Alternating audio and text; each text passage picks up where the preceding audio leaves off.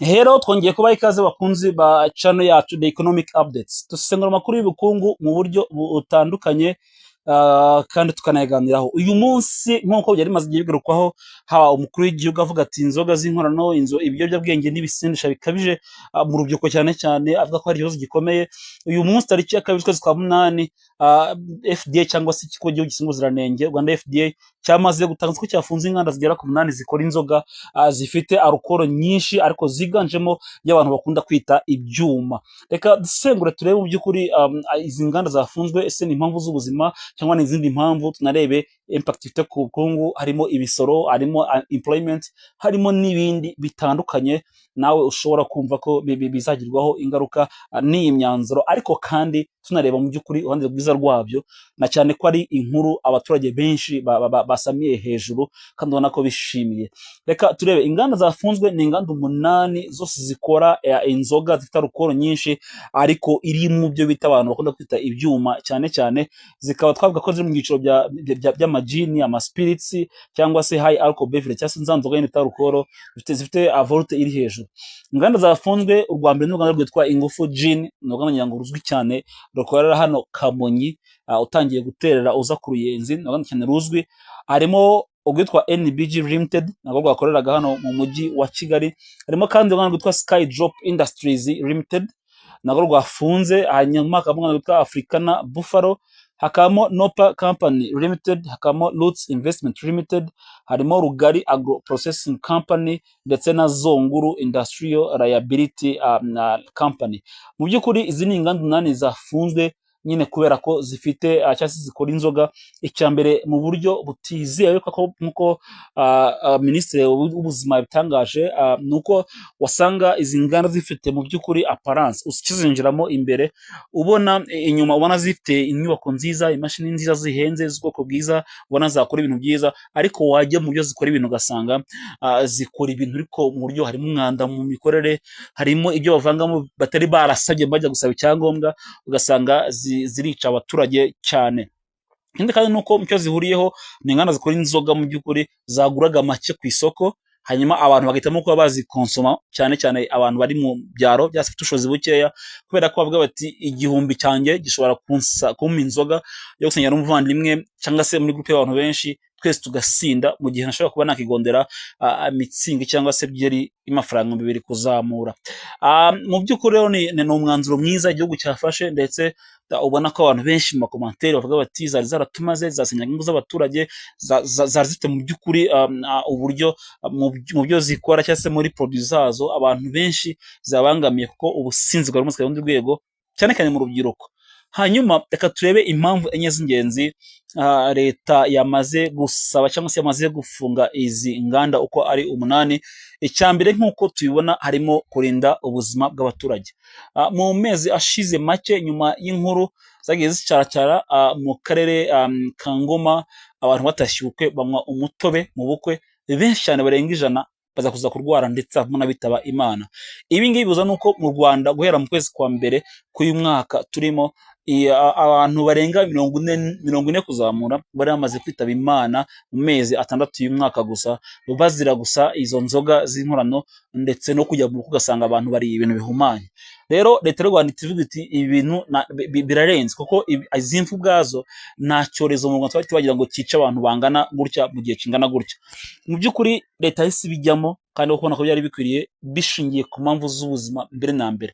Indi mpamvu yari irimo ni ukugabanya ubusinzi bukabije cyane cyane mu rubyiruko, aho usanga ubusinzi bukabije mu Rwanda, imibare y'abantu banywa inzoga yaragiye izamuka. Nk'uko tubizi mu minsi itambutse batse kuvuga ko mu Rwanda ubunywi bw'inzoga buri hafi 1/2 cy'abaturage batuye igihugu bose banywa inzoga, bitabira kunywa inzoga n'ibisindisha, bityo izo nzoga nyine uko abantu bazinywa n'ubusinzi bukabije bikaba bitera kenshi na kenshi ibyago by'impanuka. Ngira ngo najya imyanzuro yo gufata imyanzuro ikomeye bijyanye n'abantu batwara imodoka banyweye, uyu munsi ibihano byakajijwe, ugasanga ko nyine ubunywi cyangwa se kunywa inzoga byari bikabije. Ikindi kirimo ni uko nyine unywa inzoga harimo guhohotera abo bantu babana mu ngo, abadamu, abaturage bagenzi b'abantu, usanga harimo umutekano uhungabanywa mu by'ukuri n'ubusinzi bukabije.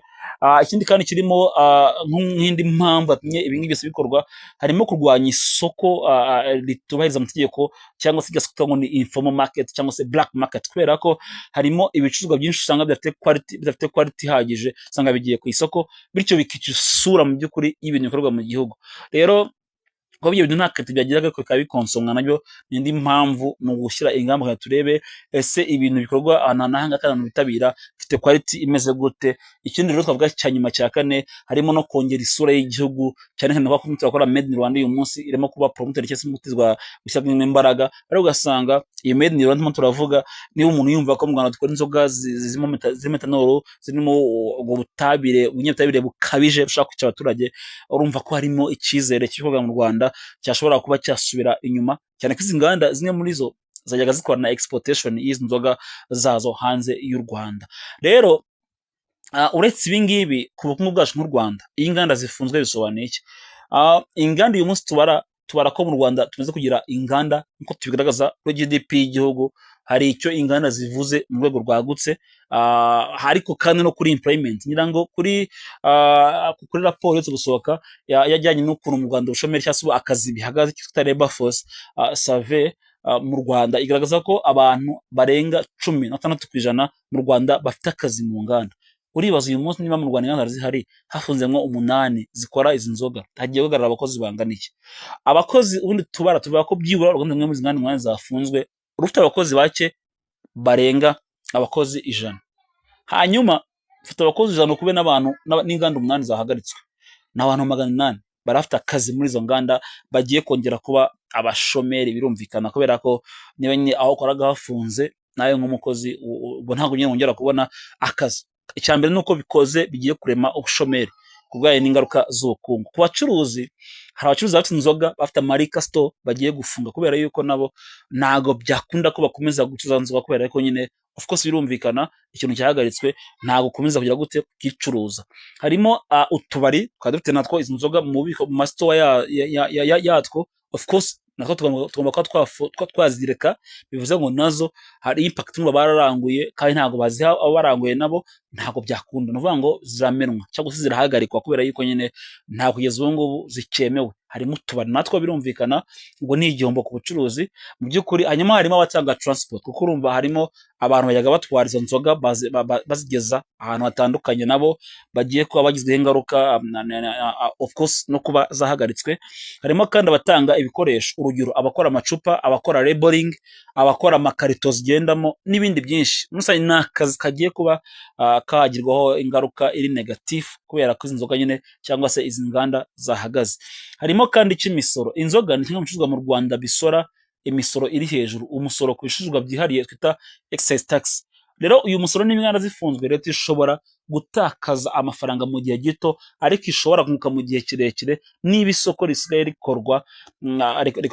rikora inganda zemewe kandi zikoreshwa neza. Birumvikana ko tuzavuga ko hagiye kubaho kubura akazi kw'abantu, ushaka guhita ujya muri kote negative kumva ko leta yabangamiye abantu, ariko wimagine cyangwa se wongere cyo kumva ko nanone izo nganda zasuraga imisoro kandi imisoro yihariye iri hejuru. So bivuze ngo ntabwo leta nayo yavuga ngo turazifunga kandi zisora.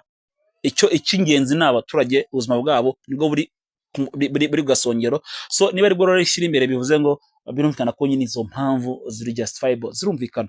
Ntabwo igihugu cyakemera ngo mu misoro, ariko niba ibintu bikorwa byica ubuzima bw'abaturage, of course harimo kuba izo nganda zigomba gufunga. Hanyuma bikanatuma nawe mu by'ukuri aho uri wumva ko ntabwo igihugu kikwanga ngo ubura akazi, utakaza akazi, bikumva ko ariyo bintu byabayeho, ahubwo nuko ari ineza y'abaturage. Ikindi rero twavuga ngo ese abaturage barahita barekera kunywa ibi byuma? Naho uri wabyibaza. Icyambere, ntabwo byoroshye kumva ko uyu munsi niyo mwanzuro ufatwa, hari ziri ku masoko, hari ziri mu store atandukanye zimenwa, hari niyo akanya bisohoka umuntu yari yamaze kugura. Rero uko bigaragara, iyo supply igabanyutse yanye n'ubukungu, ibiciro bishobora bizamuka ko nyine supply yagiye hasi. Abantu rero bamwe barimukira ku zindi nzoga, of course batajya kuri substitute cyangwa se ku kindi cyasimbura ibyo bakoreshaga. Urumva ko barakubwira bati twe twatunyuza ko zabaga zihendutse ugereranyije n'izindi kandi zigasindisha umuntu vuba, ushaka gusanga bimukiye ku zindi batajyaga banywa. Ikindi kirimo nuko abandi bashobora kujya ku isoko ryihishe kuri black market, kubera ko birumvikana ko ni leta izabikora, ariko harimo akaboko gakomeye ko birasaba ko bareba ese nta zindi nzoga zihari zishobora kuba zaba zishobora kuba abantu bakimukiraho, ari ugasanga n'abazikora nabo bari mu kwaha kundi ku buryo bazikora ku black cyangwa se ku isoko ryihishe ukuntu, birashoboka cyane. Rero dufashe nk'urugero, niba icupa ry'icyuma ryaguraga amafaranga 1000 rikaba ryabuze ku isoko, abantu bashobora kuba bagura spirits zemewe ariko zihenze, ko hari izindi urumva hari izituruka mu Bugande, Tanzania n'ahandi, abantu benshi bagiye basaba mu makomantere ko nazo ubwazo zahagarikwa. So hari igihe abantu bashobora guhita bazimukira ugasanga nizo bagiye kujya bakoresha, nyamara mu by'ukuri zihenze. Urumva ubwo umuntu wangu n'inganda zizikora zizamura igiciro kubera yuko ku isoko inzoga zisa nkazo zabaye nkeya. Hanyuma ikigage n'urwagwa n'inzoga za gakondo zo urazitekezaho iki?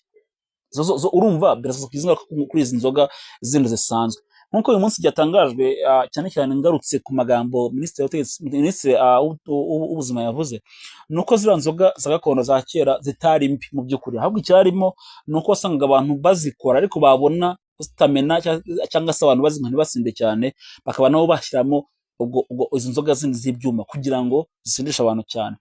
So rero inzoga za gakondo ziremewe, ariko iyo zujuje amabwiriza zo ziracyemewe. Inzoga z'ibyuma zitujuje ubuziranenge zo nk'uko twabibonye zamaze gufungwa, nubwo hakirimo gukorwa analysis ngo barebe n'izindi hirya zikora ibisa nkabyo. Rero wakwibaza ese gukaza amabwiriza zituma abenga ibigage n'urwagwa nabo bagomba kwiyandikisha no gukora nk'inganda?